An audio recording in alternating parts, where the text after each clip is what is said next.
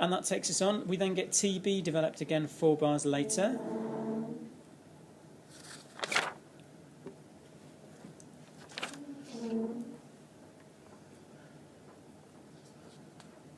Let's come back and put a couple of corners in there. I'll come back to that in a minute. Key change into E major at the bottom of that page.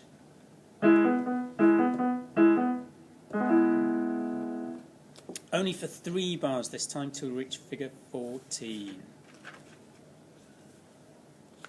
Oh no, sorry. Sorry, hasn't gone into E major, it's gone into G sharp minor. No, it hasn't. That note is wrong.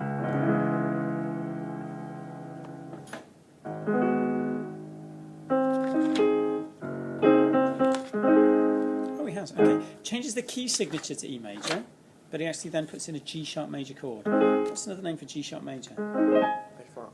A flat major. Don't write that in. But it's interesting that he's chosen because he's living, going through the sharps. It's landed in G sharp major there.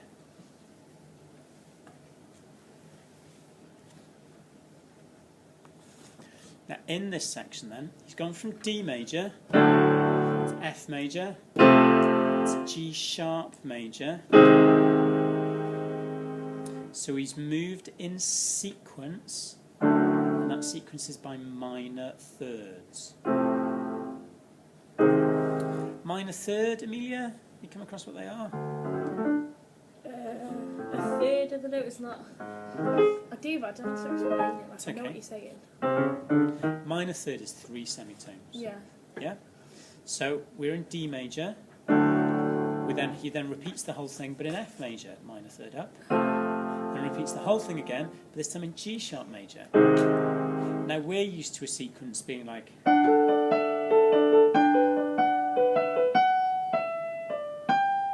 Just naturally going a note above or a note below. Whereas this time he does. The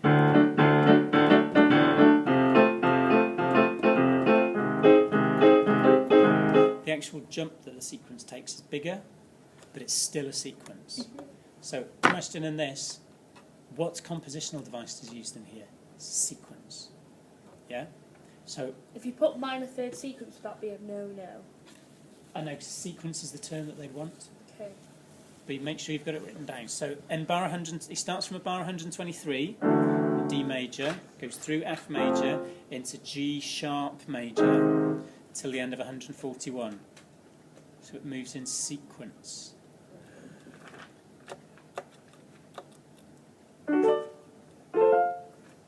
Technically, isn't G sharp major not actually a minor third away from F?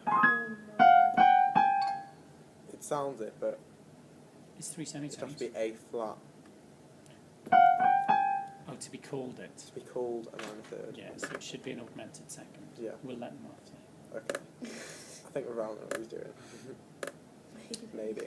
I think he probably did. So did you write that down? So bar 123, we're in D major, through F major and G sharp major. Sequence, moving minor thirds. Okay, turn back to the page before, just look at the accompaniment a little bit. We've said really sparse accompaniment. Apart from when we have the TB bits, we just have held chords.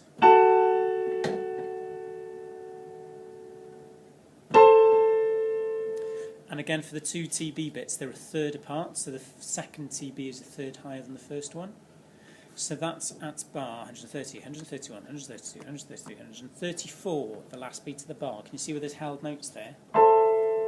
That's a third higher than it was when it appeared 8 bars earlier.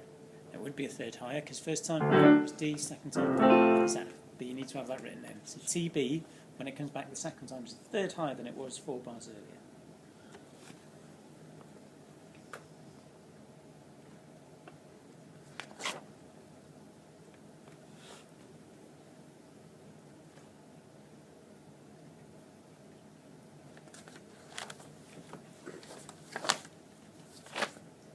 Got that? Okay, when we get to figure 14, go into a new section. Figure 14, if this makes sense, is the start of the end of the development. So figure 14 is where the end of the development appears. That makes sense. So it goes right down to the bottom of the piano. And is going to ever so gradually work his way all the way up. So, figure 14. Did you have a key for this, Matthew? No. Now, you can argue that we're in E major here, or in G sharp major, because it depends if some notes are accidental. Because we're looking at having E in the bass, but then having a G sharp major in the right hand. So it could be bitonal. Make sure you hear the word tonal, that's the end of that one, please. Bitonal, which means that you've got two keys happening at the same time, with E in the left hand and in the bass of the orchestra. It's actually just the bass is playing. And then having the G sharp major in the right hand.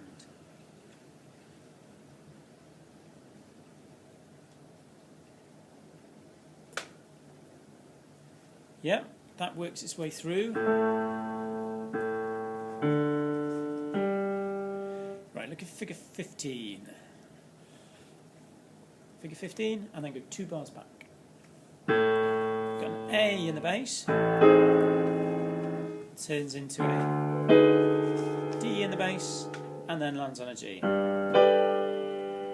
So we call that cycle of fifths. So A in the bass, goes to D, goes to G, and that's a cycle of fifths.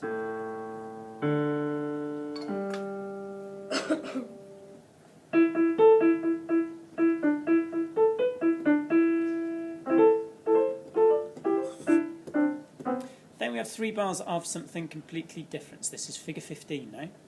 At figure 15, where's the tune gone?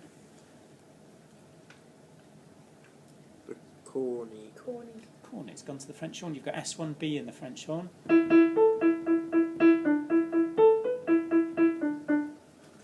S1B in the French horn, whilst the piano is playing something we've seen somewhere before.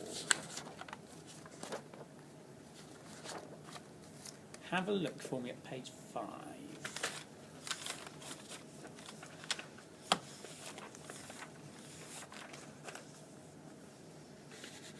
She'll take Amelia 20 minutes because her pages are all Found separated. it. Hope you're happy, Jordan. He's never going to watch this. Yeah, Oh no. Oh, that's really disappointing. Oh, I could so play that stupid. one bit for him. Oh, would you? Hope you're happy, Jordan. You can play that after when Mamma Mia's finished well. Hope you're happy, Jordan. Hope you enjoyed your time. I'm scared how freakishly happy he's going to be about it. Yeah. Might put you sat next to him. Don't. Okay, page 5. Are we seeing anything there that we also see at figure 15? In the... oh, no, it's not. In the corny and the trombone. Yeah, it's the accompaniment. Now this bit here,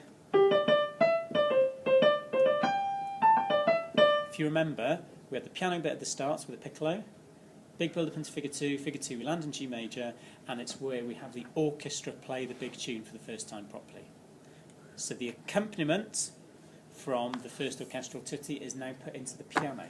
So accompaniment from figure 2 is used for the piano parts, just for these 2 or 3 bars. And things like this he does do on purpose. What's it called? Accompaniment? From figure 2 is used in the piano.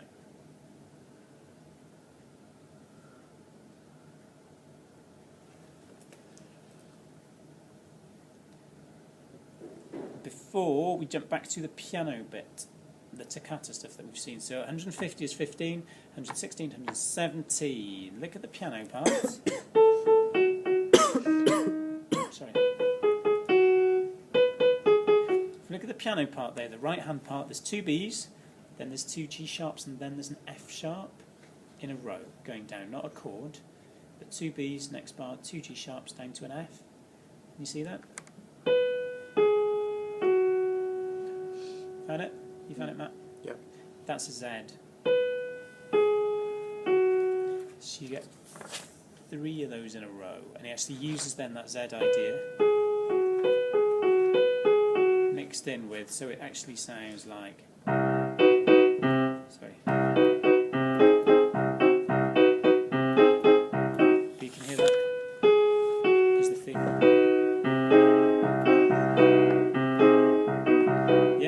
a Z as the basis for this, whilst you've got a C in the bass. So C in the bass there, and a Z used as the tune of the piano toccata.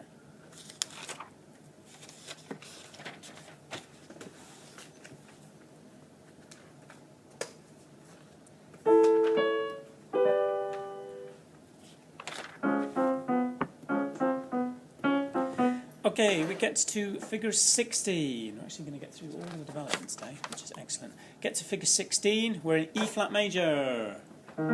Briefly. Figure 16 is in E flat major, and you've got the piano gradually morphing into S1A. So it kind of playing around with lots of little bits of ideas as it slowly turns itself back into S1A. So we get bits of S1A appearing through figure 16.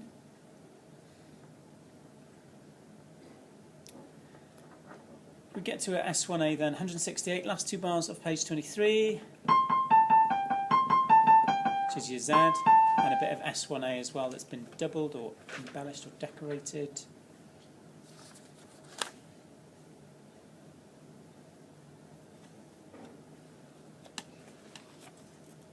And then we get to figure 17, where there is a cadenza. What is a cadenza? Showing off bit that usually, historically, links the development with the recapitulation. That's exactly what he's done here. It's not a very long cadenza though, and it's essentially a scale. Now the scale is an E-flat semitone tone scale. So that means you move by semitone, then you move by tone, semitone, tone, semitone.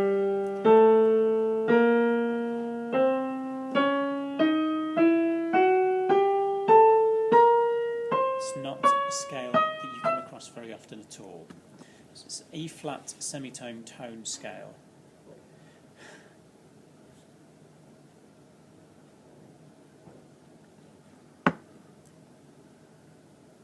With chromatic decorations in the style of Stravinsky. Stravinsky, modern composer, working around about the same time as Ravel, and it's obviously something he used to do as well. Because you've got the semitone tone scale, but you've also got the odd extra note in there as well, which is something Stravinsky liked to do. Quite technical, but when you get a question that says, who influenced Ravel in this part? You say Stravinsky. How'd you spell that? Stravinsky, S-T-R-A-V-I, N, and then sky. Sky. Ski. Oh.